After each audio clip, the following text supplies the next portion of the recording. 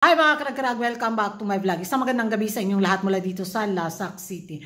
So, nanood ako ng mga kaganapan ngayon ba sa kilos protesta bitaw kontra laban sa korupsyon, lalo na sa flood control. Grabe, ang daming nagkaisa mga Pilipino para isigaw bitaw na dapat panagutin ang mga buayang pisting politiko.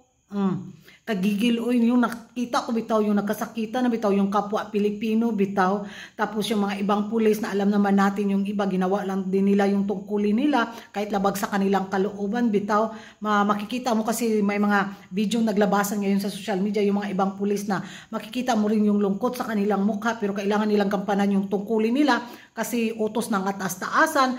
Tapos grabe murag ka na bitong gikumot bitaw imong dughan. Wala sa kulay o sa partidong sinusuportaran mo ang araw na to, kundi ang araw na to ay para talaga sa bayan, di ba? Kasi parang sobra na, gigil na rin, nakakagigil na rin.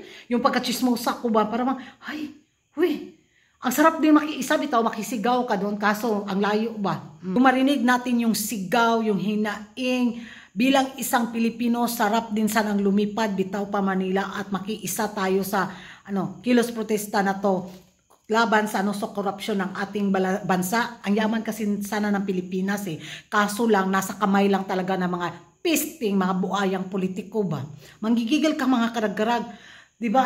Tapos ando nakikipagsakitan yung mga kapwa natin Pilipino para labanan ang bitaw nang nangyayari ngayon sa ating bansa, pero ang mga pisting yawa na mga bitaw magnanakaw ang politiko ando lang sa kanilang mga mansyon, di ba?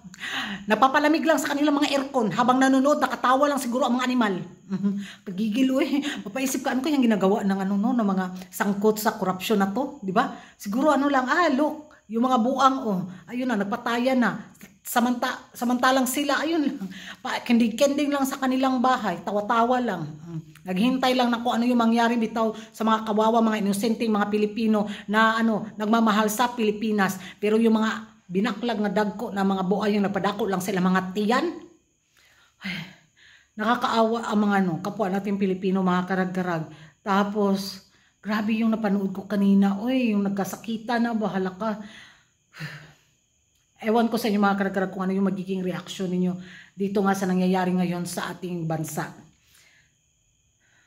Ito mga matay na bitaw ni mga buaya, bitaw mga politiko.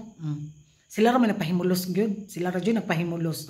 Kawawa yung mga kagaya bitaw nating mga mamahirap na lumalaban ng patas sa buhay, nagbabayad tayo ng tax, tapos sila wala lang gipangkuan lang nila, pangwaldas lang nila ang kwarta sa Pilipinas. Makapanunglo jud ka sa tinuod lang gyud.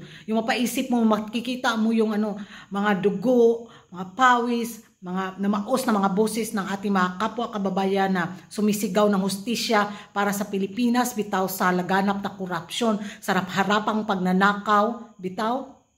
Makaingon jud kag mentag mga matay na ni mga animang dagko na mga buayang politiko.